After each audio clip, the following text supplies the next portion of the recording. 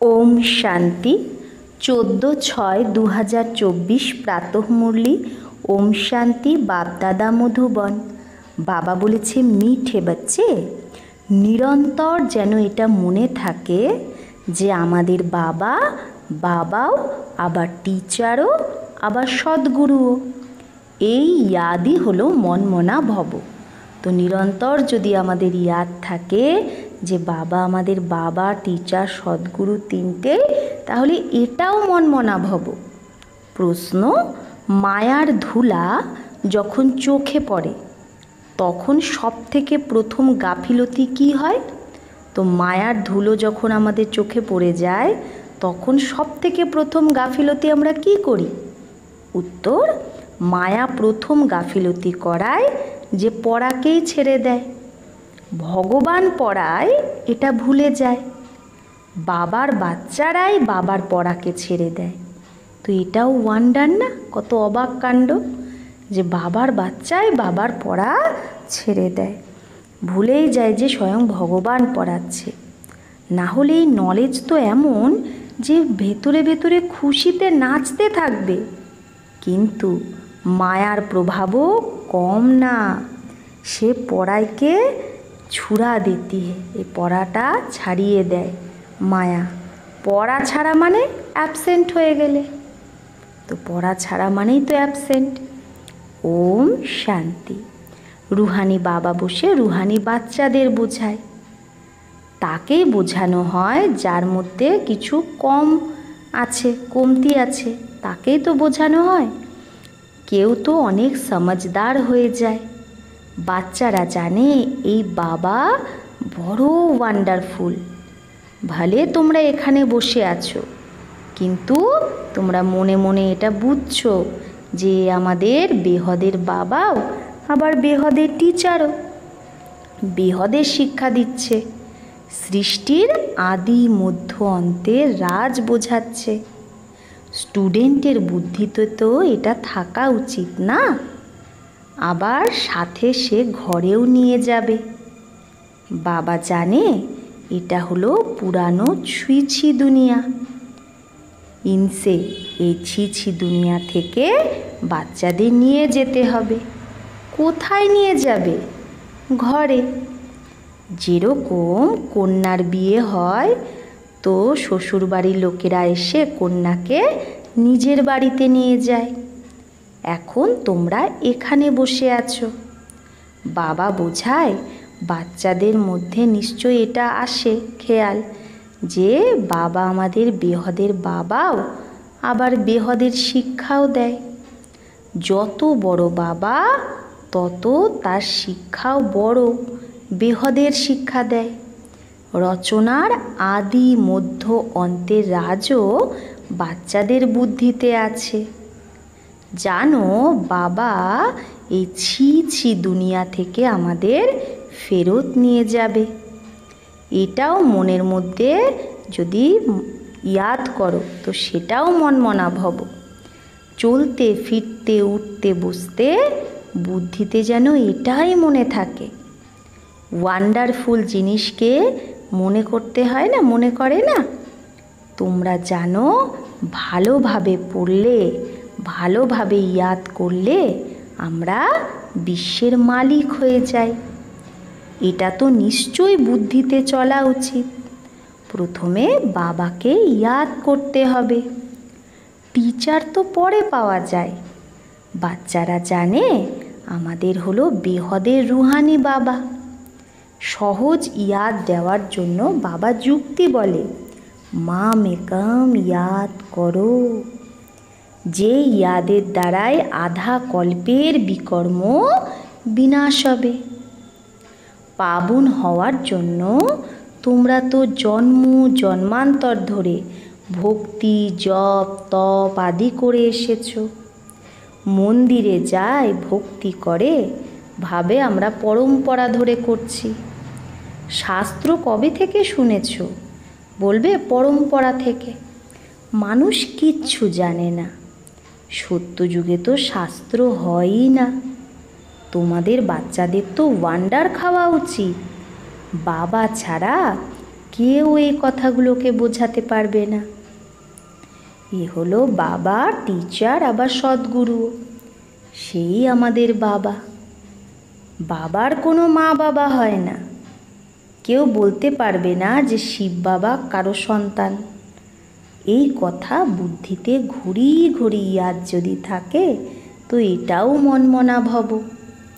Teacher পড়ায়, কিন্তু সেই টিচার নিজে কোথাও পড়েনি, না কেউ তাকে পড়িয়েছে।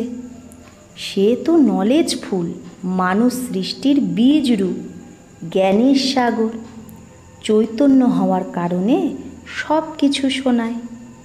বলে, বাচ্চা, আমি যার মধ্যে প্রবেশ করি তার দ্বারা আমি তোমাদের আদি থেকে এই সময় পর্যন্ত সব রাজ বলি।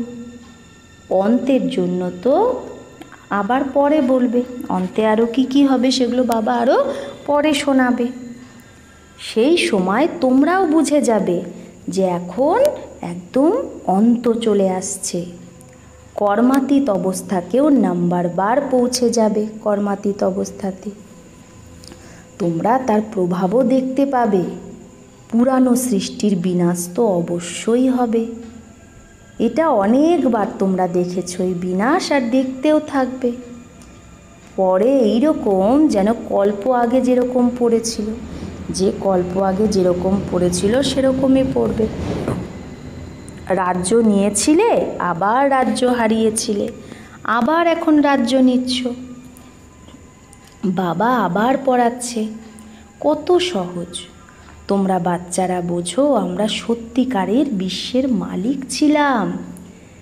আবার বাবা এসে আমাদের সেই জ্ঞান দিচ্ছে। বাবা রায় দেয় যে এই রকম মনের মধ্যে বিচার চলা উচিত। বাবা আমাদের বাবাও আবার টিচারও। টিচারকে কখনো কেউ ভোলে কি? টিচার দ্বারা তো পড়া পড়তেই থাকে। কোনো বাচ্চাকে মায়া খুব গাফিলতি করিয়ে দেয়। তো মায়া এমন যে বাচ্চাকে গাফিলতি করিয়ে দেয়, একদম যেন চোখের মধ্যে ধুলা দিয়ে দেয়, পড়াকেই ছেড়ে দেয়। ভগবান পড়ায়, এই রকম পড়াকে ছেড়ে দেয়? পড়াটাই তো মুখ্য, তাও কে ছাড়ে? বাবারই বাচ্চা। তো বাচ্চাদের ভেতরে কত খুশি হওয়া উচিত। বাবা নলেজও প্রত্যেক ব্যাপারেই দেয়, যেটা কল্পে কল্পে দিয়ে থাকে। বাবা বলে কম করে এই রীতি আমাকে ইয়াদ করো, যে কল্পে কল্পে তোমরাই বোঝো আর ধারণ করো। বাবার তো কোনো বাবা নেই, বাবা তো বেহদের বাবা, ওয়ান্ডারফুল বাবা না। বাবা আমাদের বলছে, আমার কি কোনো বাবা আছে বলো? শিব বাবা কার সন্তান? এই পড়াটাও ওয়ান্ডারফুল, যে এই সময় ছাড়া কখনো পড়তে পারে না, হ্যাঁ। এই পড়াটা এতটাই ওয়ান্ডারফুল যে সঙ্গম যুগেই পড়া হয়, আর শুধু ব্রাহ্মণরাই পড়ো। তোমরা এটাও জানো যে বাবাকে ইয়াদ করতে করতে আমরা পাবন হয়ে যাব, না হলে তো আবার সাজা খেতে হবে। গর্ভ জেলে খুব সাজা খেতে হবে। সেখানে আবার ট্রিবিউনাল বসে, সব সাক্ষাৎকার হয়। সাক্ষাৎকার ছাড়া কি করে সাজা দেবে?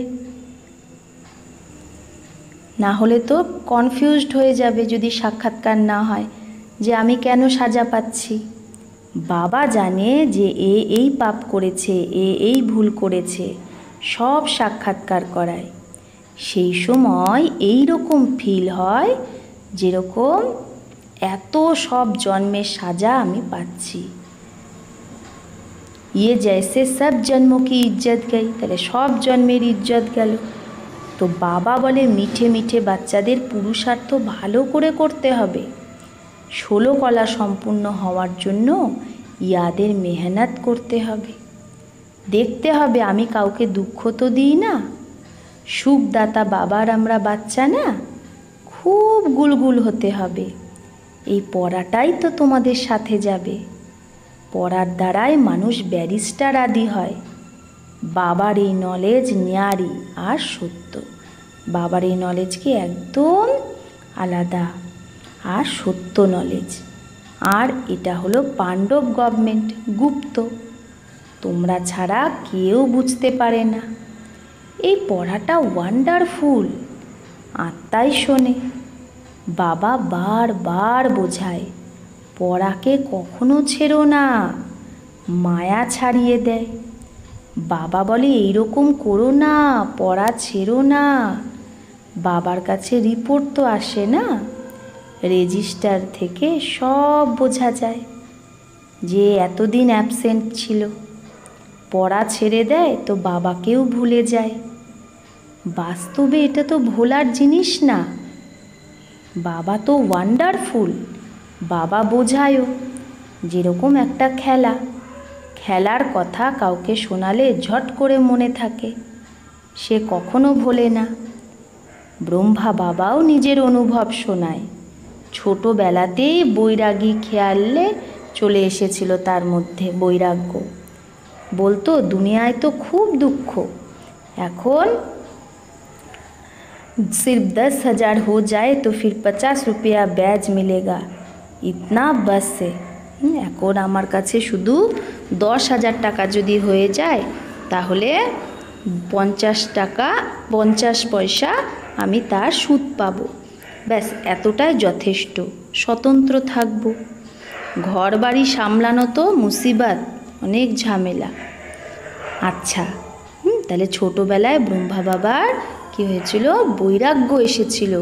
তো কি ভেবেছিল যে আমার যদি শুধু 10,000 টাকা হয়ে যায় তাহলে তার উপর আমি 50 পয়সা সুদ পাবো, ব্যাস আমার সেটাই যথেষ্ট, আলাদা থাকবো।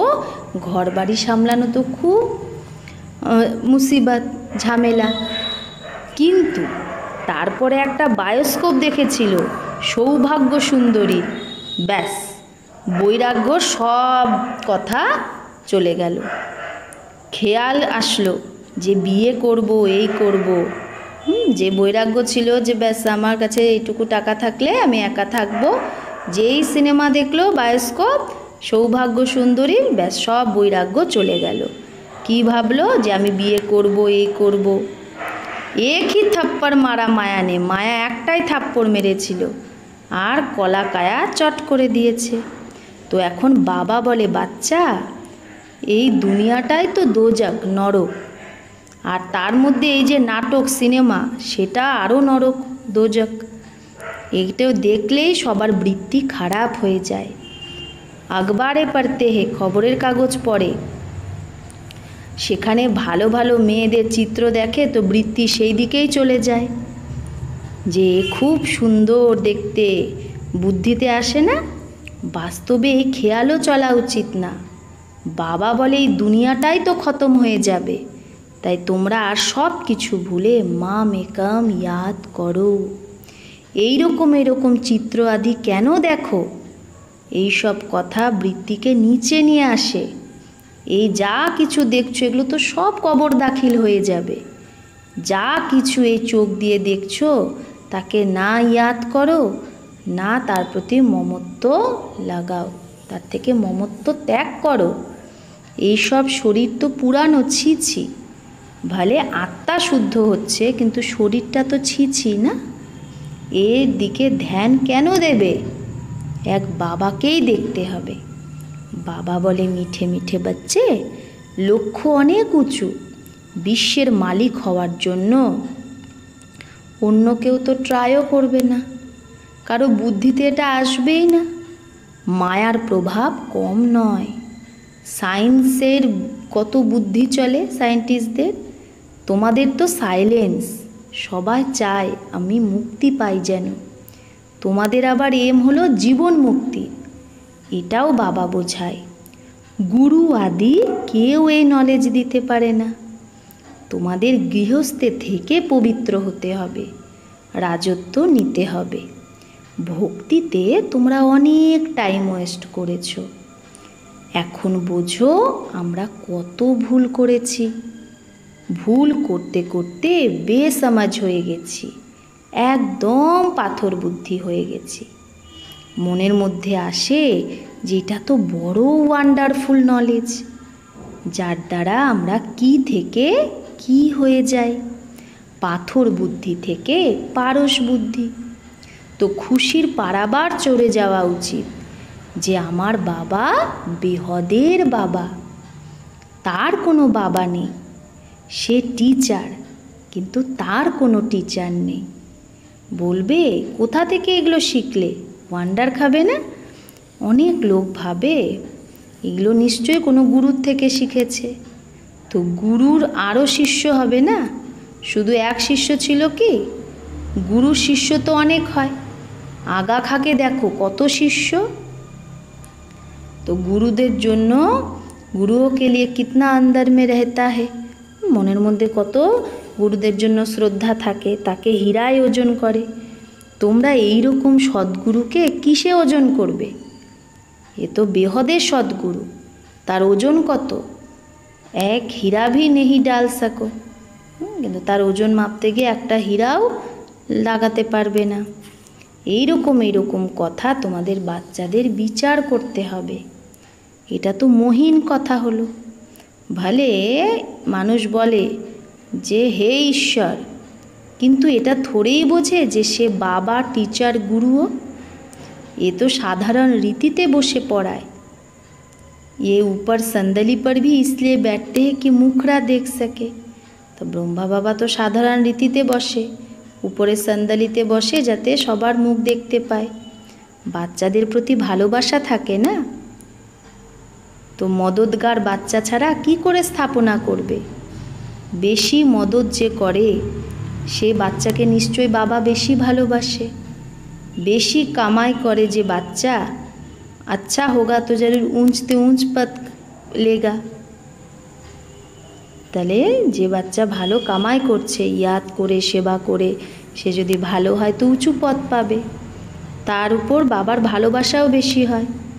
বাচ্চাদের দেখে দেখে বাবা হর্ষিত হয়, আত্মা খুব খুশি হয়। কল্পে কল্পে বাচ্চাদের দেখে খুশি হয়। কল্পে কল্পে বাচ্চারাই মদতগার হয়। খুব পেয়ারা লাগে। কল্প কল্পান্তরের ভালোবাসা জুটে যায়। ভালে যেখানেই বসে থাকো বুদ্ধিতে যেন বাবার ইয়াদ থাকে। এ হলো বেহদের বাবা, তার কোনো বাবা নেই, তার কোনো টিচার নেই, নিজেই সব কিছু সে। তাই জন্যই তাকে সবাই ইয়াদ করে। সত্যযুগে তো কেউ ইয়াদ করবে না। 21 জন্মের জন্য তোমাদের বেড়া পার হয়ে যায়। তো তোমাদের কত খুশি থাকা উচিত। ব্যাস সারা দিন বাবার সার্ভিস করো, এই রকম বাবার পরিচয় দাও। বাবার থেকেই বর্ষা পাও তোমরা। বাবা আমাদের রাজযোগ শেখায় আর সবাইকে সাথেও নিয়ে যায়। সারা চক্র বুদ্ধিতে আছে। এই রকম চক্র তো কেউ বানাতে পারে না। অর্থ তো কেউ জানে না। তোমরা এখন বোঝো বাবা আমাদের বেহদের বাবাও, আবার বেহদের রাজ্যও দেয়, আবার সাথেও নিয়ে যাবে। এই রকম তোমরা বোঝাও, তাহলে সর্বব্যাপীর জ্ঞানটাই সবার বুদ্ধি থেকে উড়ে যাবে। আর বলবে না যে ভগবান সর্বব্যাপী। সে বাবা, সে আবার টিচারও, তাহলে সর্বব্যাপী কী করে হতে পারে? বেহদের বাবাই নলেজফুল, সারা সৃষ্টির আদি মধ্য অন্তকে জানে। বাবা বাচ্চাদের বোঝায় পড়াকে ভুলো না, এটা অনেক বড় পড়া।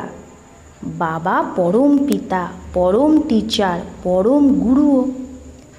এইসব গুরুদেরও বাবা নিয়ে যাবে।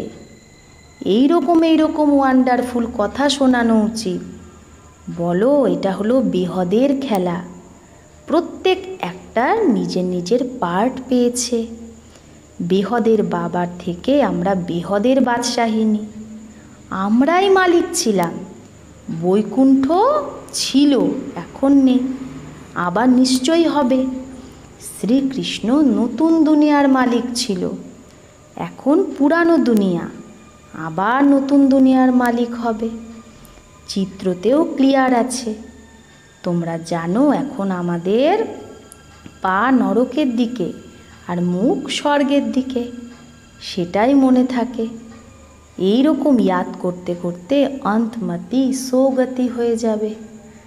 কত ভালো ভালো কথা আছে যেগুলো তোমাদের সারাদিন মনন করতে হবে, सिमरन করতে হবে। अच्छा, मीठे मीठे सिकिलधे बच्चों प्रति माता पिता बाप दादा का याद प्यार और गुड मॉर्निंग। रूहानी बाप की रूहानी बच्चों को नमस्ते। हम रूहानी बच्चों की रूहानी माता पिता बाप दादा को याद प्यार गुड मॉर्निंग और नमस्ते नमस्ते नमस्ते। शुक्रिया बाबा, आपको लाख लाख शुक्रिया। ধারণার জন্য মুখ্য সার 1, এই চোখ দিয়ে যা কিছু দেখছো তার থেকে মমত্ব মিটিয়ে দাও, এক বাবাকেই দেখো। বৃত্তিকে শুদ্ধ বানানোর জন্য এই ছি ছি শরীরের দিকে একটুও যেন ধ্যান না যায়। 2, বাবা যে ন্যারি আর সত্য নলেজ শোনায় সে ভালোভাবে সেই নলেজটা পড়তে হবে আর পড়াতে হবে। তাহলে বাবা যে আমাদের একদম আলাদা আর একদম সত্য নলেজ শোনাচ্ছে সেটা ভালো করে পড়তে হবে আর অন্যকেও পড়াতে হবে। পড়া কখনো মিস করা যাবে না। বরদান, শান্তির শক্তির প্রয়োগ দ্বারা প্রত্যেক কার্যে সহজ সফলতা যে প্রাপ্ত করে সেই প্রয়োগী আত্মা ভব। তো শান্তির শক্তির প্রয়োগ দ্বারা যে প্রত্যেক কার্যে সহজ সফলতা প্রাপ্ত করে সেই প্রয়োগী আত্মা ভব। এখন সময়ের পরিবর্তনের প্রমাণ শান্তির শক্তির সাধন প্রয়োগে নিয়ে এসে প্রয়োগী আত্মা হও। তো এখন কি হতে হবে? শান্তির শক্তির সাধনকে প্রয়োগ করতে হবে, প্রয়োগী আত্মা হতে হবে। যেরকম বাণী দ্বারা আত্মাদের মধ্যে স্নেহের সহযোগের ভাবনা উৎপন্ন করো, সেরকম শুভ ভাবনা স্নেহের ভাবনা স্থিতিতে স্থিত হয়ে তাদের মধ্যেও শ্রেষ্ঠ ভাবনা উৎপন্ন করো। যেই রকম প্রদীপ প্রদীপকে জাগায়, আলো আলোকে জাগায়, সেই রকম তোমাদের শক্তিশালী শুভ ভাবনা অন্যর মধ্যেও সর্বশ্রেষ্ঠ ভাবনা উৎপন্ন করবে। তা আমাদের সর্বশ্রেষ্ঠ ভাবনা কি করবে? অন্যের মধ্যেও সর্বশ্রেষ্ঠ ভাবনা উৎপন্ন করবে। এই শক্তির দ্বারা স্থূল কার্যেও খুব সহজ সফলতা প্রাপ্ত করতে পারবে। তো এই শক্তির দ্বারা আমরা স্থূল কার্যেও সহজেই সফলতা প্রাপ্ত করতে পারবো। শুধু প্রয়োগ করে দেখো। তাহলে কীভাবে প্রয়োগ করতে হবে? শুভ ভাবনা, শক্তিশালী ভাবনা আর স্নেহের ভাবনার দ্বারা অন্যের মধ্যেও আমরা শ্রেষ্ঠ ভাবনা উৎপন্ন করতে পারি আর স্থূল কার্যেও খুব সহজেই সফলতা পেতে পারি। শুধু প্রয়োগ করে দেখতে হবে। স্লোগান, সবার পেয়ারা যদি হতে চাও তো খিলে হয়ে রুহানি গুলাব হও। খিলে হয়ে মানে ফুটে যাওয়া প্রস্ফুটিত ফুল হও, রুহানি গোলাপ। মুরঝাও নেহি, নিস্তেজ হয়ে যেও না, ঝরে যেও না। তাহলে সবার পেয়ারা হতে গেলে একদম প্রস্ফুটিত রুহানি গুলাব হও। মুরঝাও নেহি, নিস্তেজ হয়ে ঝরে পড়ো না। আচ্ছা, ওম শান্তি।